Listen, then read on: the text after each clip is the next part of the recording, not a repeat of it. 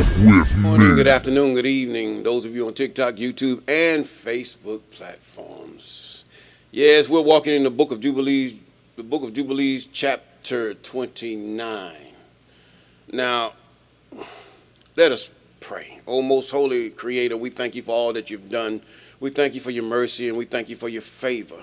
Oh, we ask you to bless us to contend, give us a heart to contend for your favor, to do those things which are pleasing, just like children contend for the favor of their parents. Oh, that we might contend right along with the angels for the favor that you have bestowed upon us. You have given us favor. You know those who are yours. You know those you have chosen. And you know those who are contending to want to be a part of what you have going on.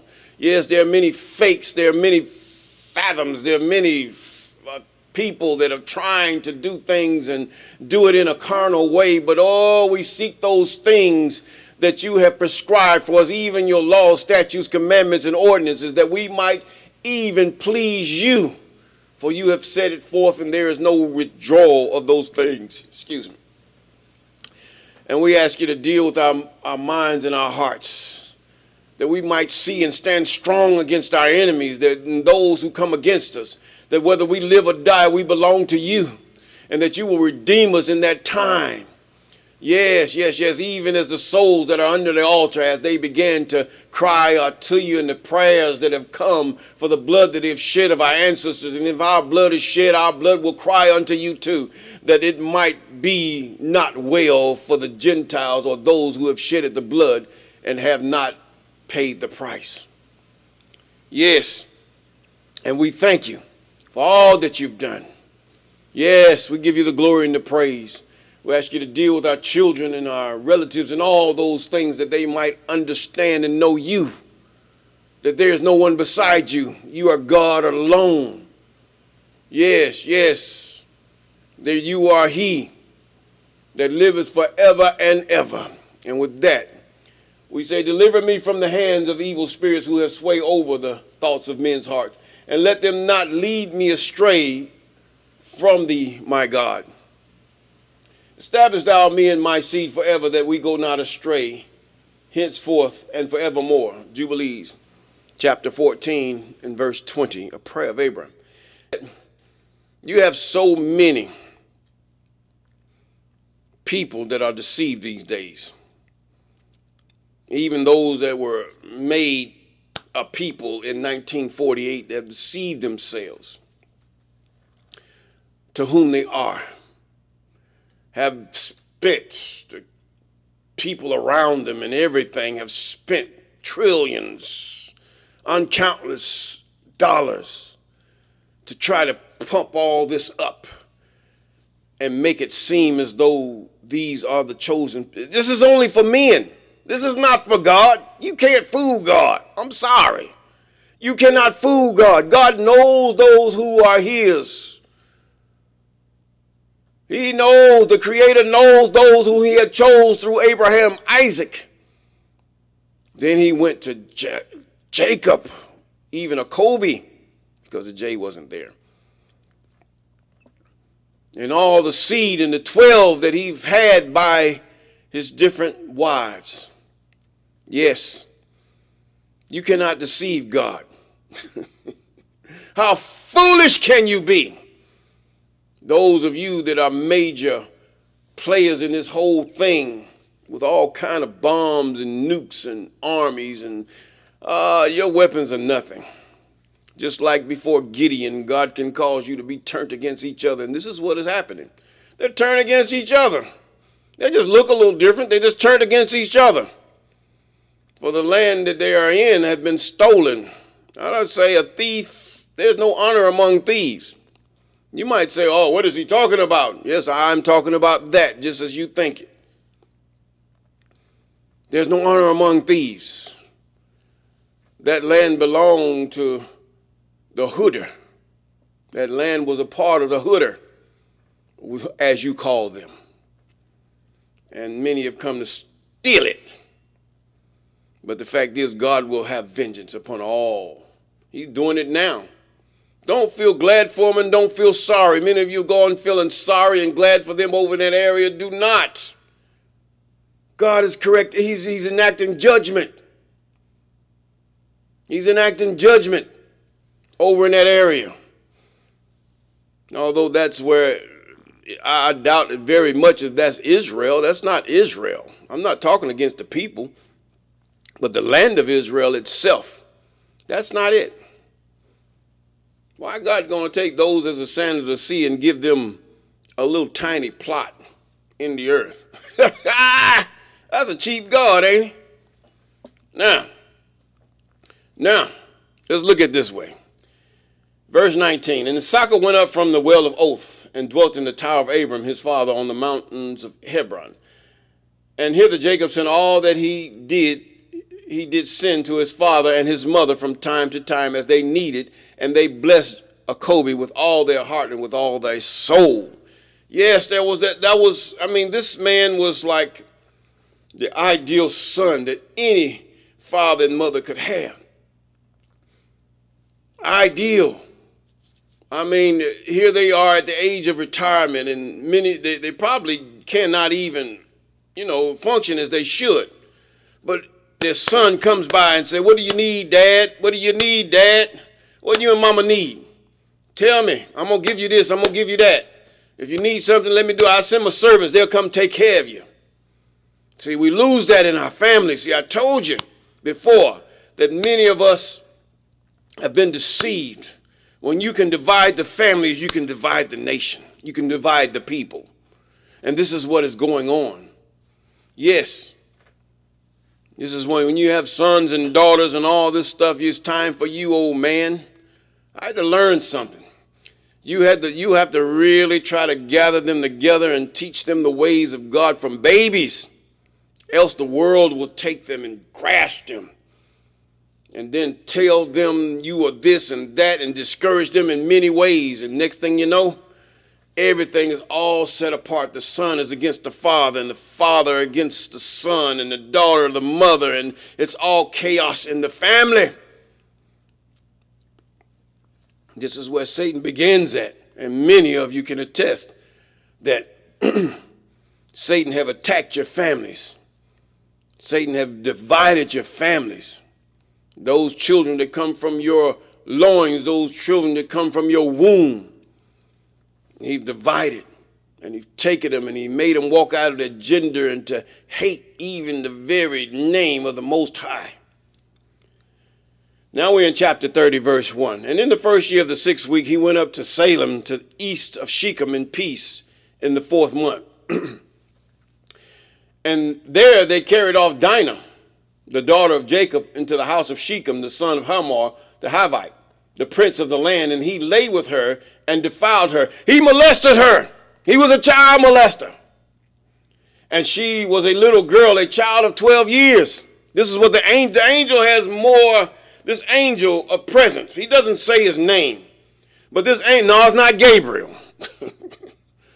Gabriel has his own thing. See, some of these things we have to be careful. The book of Enoch tells us what Gabriel was to do. Now, see, they use the name Gabriel in the New Testament, and they use the name Gabriel amongst those of Islam. But the book of Enoch tells of Gabriel in a different light, who Gabriel really is. This was another angel in the presence of the Most High. Come on here. They violently molested a little girl. And then he started loving this little 12-year-old child. I don't know. Sometimes you have 12-year-olds that are very, should I say, they're mature in their bodies. But they're still just little girls. Okay? And he besought his father and her brothers that she might be given to him to wife. And Jacob and his sons were wroth because of the men of Shechem. Yes, they took her by violence. Now, this is what God is about. You got one country or a few countries in different places where, not only in Africa, but other places in the world where I think as young as 14, not 12, they marry older men and they're given away by their families. Now, some of the men are fair and they will allow the girl to have an education. And they will not touch her until she reached 16 or 17, 8. They won't touch her, but she'll be part of the family. And most of these men have more than one wife, if that is so in other countries. Now, I understand. And if some of them, a lot of them, if they married a younger girl, she would be like a child until she's of age. Now, these things are practiced in other countries. Now, that is if the parents allow it, there's nothing no one can do. I mean, the Westerners think that they are just surpassed everyone in morality, but just as degradant as morality as any other nation. But here we go again. These child molesters. And he besought his father and brothers that she might be given to him to wife. And Jacob and his sons were wroth because of the men of Shechem. For they have defiled Dinah their sister, and they spake to them with evil intent, and dealt deceitfully with them, and beguiled them. And Simeon and Levi came unexpectedly. Now, one thing about Levi, it's the character, the spirit of Levi. They don't play. Levi do not play. And Levi is very meticulous about the things of the Most High. He said, and Simeon and Levi came unexpectedly to Shechem, and executed judgment on all of the men of Shechem, and slew all the men whom they found in it, and left not a single one remaining in it, and they slew all in torments, because they had dishonored their sister Dinah. Now, the 66 books, they said a different way. See, that was written by somebody else. This renders it a different. Now, verse 5, and thus let it not again be done henceforth that a daughter of Israel be defiled. Listen, Dinah was mentioned before. I told you the significance every time a woman's name is mentioned or she is portrayed in the books, the holy books. For judgment is ordained in heaven against them, that they should destroy with the sword and all the men of Shechemites, because they had wrought shame in Israel. See, God is jealous for his own. He's the creator. Who are you to say he's unjust? Who are you just to ball a lump of flake? All you got to do is be poked with a jabber and you gone. You're demise. You're nothing. You're just as frail. The animals have more armament and more, should I say, they have more longevity than you do. And they can withstand more even abuse than you can. Who are you? You have to put on armor. They given armor. Now, because they had wrought shame in Israel, and I am delivered into them, into the hands of the sons of Jacob, or Kobe, that they might exterminate them with the sword and execute judgment upon them. This is the leaders. Now, see, this is where we get in when you're leader. A lot of times a nation is held accountable by the actions of his leaders. Look at David when he went with Bathsheba. He said, no, don't put this upon my people. See, this made this man not an unselfish man. He knew that his way was wrong. Now, any other leader would say, oh, let the people suffer. I don't care. Look what they're doing today. Now, he says, now look here. To execute judgment upon them, that it might not be thus again done in Israel, that a virgin of Israel should be defiled. In other words, you got the different camps and all this. Protect your women. With all that you have, protect your women. Now, those that are outside, that are not living according to what the Most High says, them, there's nothing you can do for them. They are rebellious. Look at the ones that go to these shops and get beat to death, and then next thing you know, the men come and stand up for them. What they do? Why, you don't tell me what to do. You don't do this. This is actually a documented fact, that many of them make it bad for the other. But he said in Israel, those who are walking by the laws, statutes, commandments, and ordinances of the Most High, this is what we're talking about, that a virgin of Israel should be defiled. He said, this might not happen again, that they should be defiled. Now, if there's any man who wishes in Israel to give his daughter or his sister to any man who is of the seed of the Gentiles, he shall surely die. Now, you've been delivered into Egypt again. They have allowed you to be given to all kind of Gentiles, whether they are of a dark hue or a light hue or pink hue, whatever you want to call it. You've been allowed to do this, and you've been encouraged to do this. They have treated you like dogs and everything else, but now God has raised you up. Now God says, don't do it. Don't do it. He says, now the Gentiles, he shall surely die, and they shall be stoned him with stones. In other words, Father, don't give your daughter to the Gentiles, or those who don't go after the laws, commandments, and statutes of the Most High. The same thing. Don't sons. He said, don't look. Let's read on. He says, for he has wrought shame in Israel, and they shall burn the woman with fire, because she has dishonored the name of the house of her father. In other words, you can't burn them with fire, but the fact is, hey, we ain't got nothing to do with you. You're gonna marry this Gentile here, this one that is not of Israel. We have nothing to do with you. Just cast her off. And then she comes back in her own rebelliousness. I hate them folk. Now, she shall be rooted out of Israel. Now, God has a way of rooting you out of Israel too. And let not the adulteress nor unclean be found in Israel. In other words, you're not going to be a 304 in Israel. No, not calling yourself by the name of the Most High. You're going to do what's right before God. All the days of the generations of the earth. For Israel is holy, clean unto the I am. And every man who hath defiled it shall surely die, and they shall stone him with stones. We can't do that right now in this land. No. In many lands we can't do that. But in some lands we can. And the fact is that they walk out of the way, and the daughters are given to heathen and bearing sons and seed unto another nation, when we should be doing that which is God says, that our seed might be as the sands of the sea. A little burping there. But either way, verse 9, for thus it has been ordained and written in the heavenly tables. This is written in heaven, as it is in heaven, so on earth. Regarding all the seed of Israel, he who defileth shall surely die. Now listen carefully. And he shall be stoned with stones.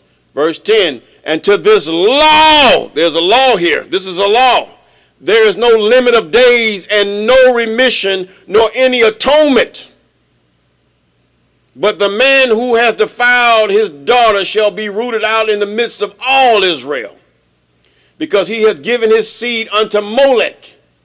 One, when you give your daughters and sons to other nations and you marry other nations, you've given your seed to Molech and wrought impiously so as to defile it. And do thou, Moses, command the children of Israel. This is what he told Moses to do. And exhort him not to give their daughters to the Gentiles, and not to take their sons any of the daughters of the Gentiles. This is abominable before the Most High. It's a law.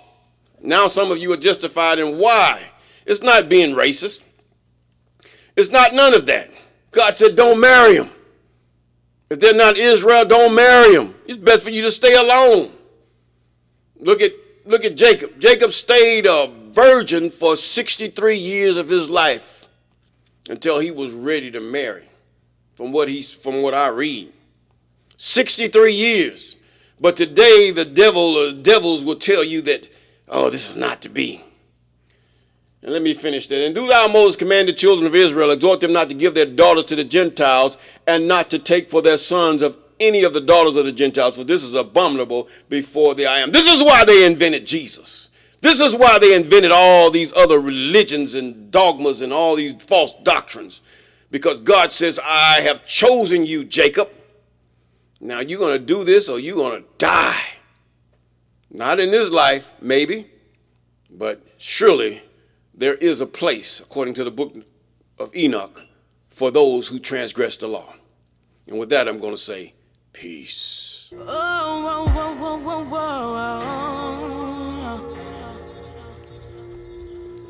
matter how life goes, one thing I know.